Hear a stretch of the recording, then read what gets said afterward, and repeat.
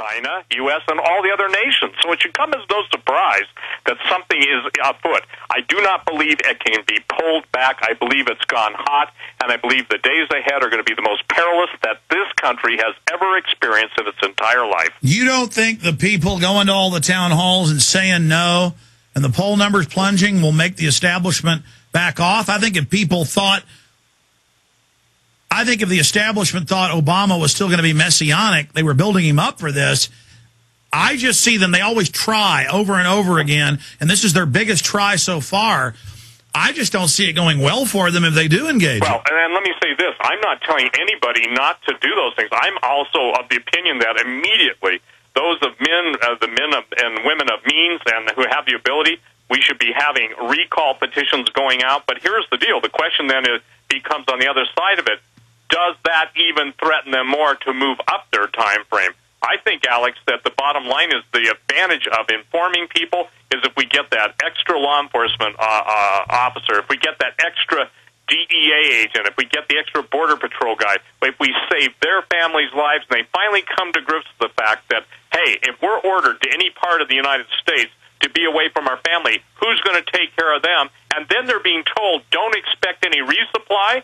I said, listen, ladies and gentlemen, you who take part in the deployment throughout the country in law enforcement to other states have just signed your death warrants and the death warrants. And by the way, in 1988, they tried to make a federal law where all cable systems and phones, where the feds would dial in and give you messages. We just put up an Idaho news article, kpak.com, Idaho officials working on statewide alert system where Homeland Security takes over the radio, the phone, everything.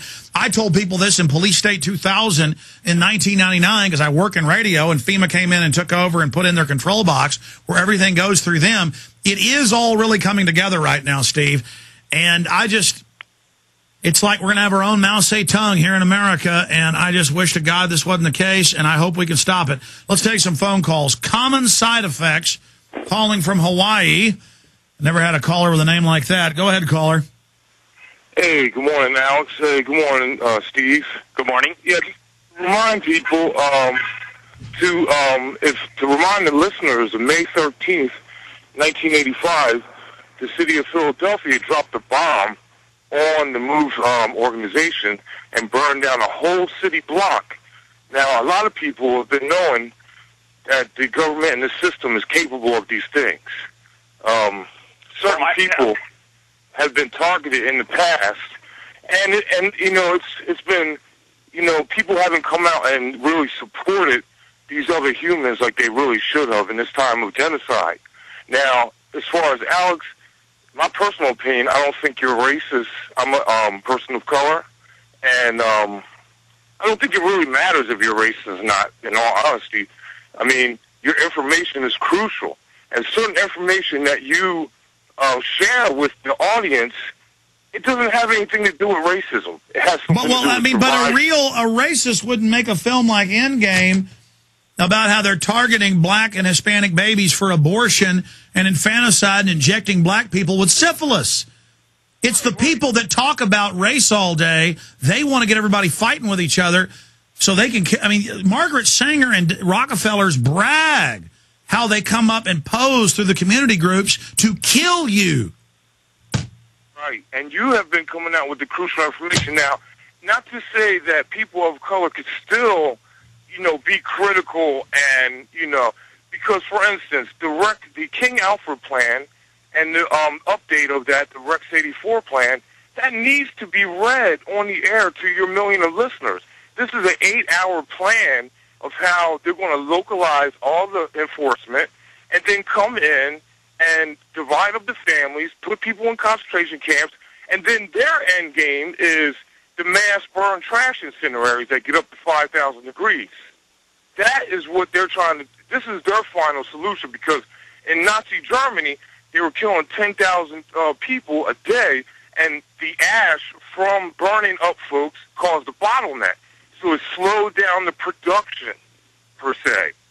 And so... Well, God bless you. Common Side Effects. We got to go to break, but God bless you and your points. We're going to come back and take more calls. Quick comment, Steve Quayle, on what he was saying. Well, first of all, I agree with what he was saying about the end game, and that is to basically kill the people and incinerate them and get them out of every form of eyesight possible. But I think that more importantly, Alex, is that they have an end game. And remember, this is the globalists. This isn't just the willing dupes in the U.S. military, the U.S. Law and justice. Stay there. Stay there. Explain when we get back. Steve Quayle. The good old folks at New Silver Solution. And the website is supernaturalsilver.com. Supernaturalsilver.com. This is something that kills bacteria, viruses, you name it, well documented. They've got it down to a super small nano-sized particle. Supernaturalsilver.com. Check them out at Infowars.com. Supernaturalsilver.com. I've got a report here. A man 2 hours before Obama was going to be in a town from New Hampshire was on the street with a gun in open view, and they arrested him for not having a license. There's no license to own a gun in New Hampshire, Texas, Vermont. They give you a license to conceal because under the common law, concealing a weapon is illegal. So they are definitely getting upset about that. We got a guest coming on the last 30 minutes of the show today who was on hardball and the rest of it with the loaded handgun down the street from the event at a Free State Project event to show that people are going to openly demonstrate the Second Amendment so we don't lose it. That gentleman is joining us. I want to keep taking calls here for Steve Quayle. George in Illinois, you're on the air with Steve Quayle. Go ahead. Hey, Jones, how you doing? Good. Hey, I haven't seen you mention this on the website, but the bill to audit the Fed in the Senate has 23 sponsors, and even some big globalists like McCain, and both of your senators are co-sponsoring it. Yeah, we constantly link to the 287 or whatever it is sponsors in the House, the 20-plus in the Senate, and the film I'm making. I mean, I got to admit, when I'm spending 8, 9, 10 hours a day just on this film, because it's hard to make one of these films, and we got like 4 guys in here, 5 guys total making it.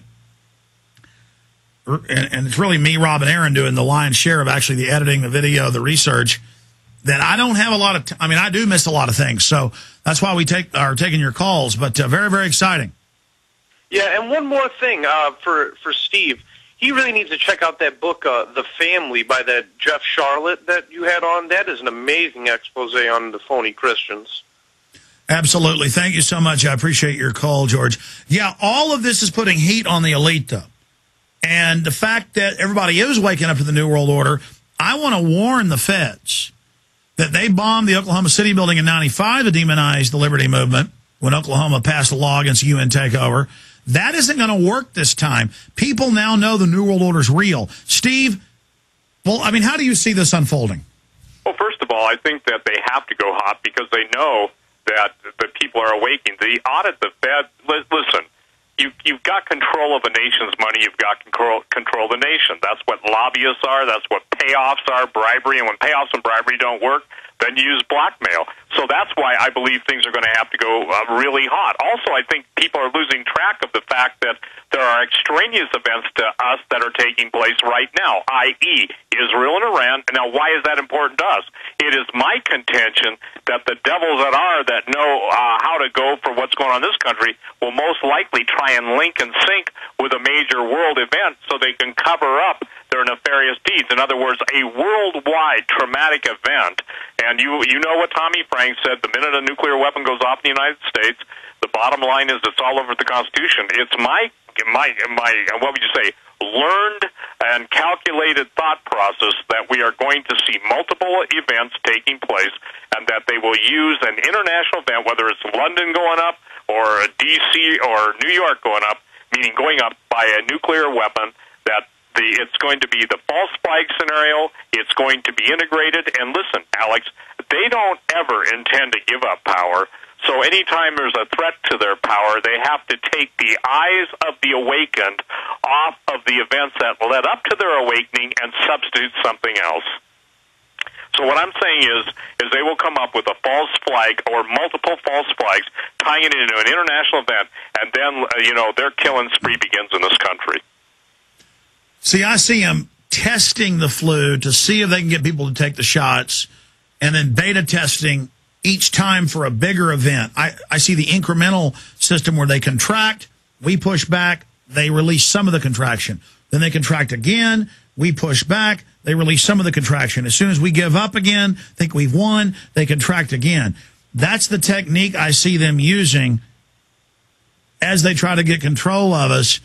But, I mean, I just hope you're wrong, Steve. You've been right about a lot of... Can I tell you something? I hope I'm wrong, but you've got to say this. You said it at the opening case. I called this one 12 to 13 years ago on how the flu would be utilized as a bioweapon. The dead You actually did it longer ago than that. You did it in, 96. I guess that's 13. Yeah.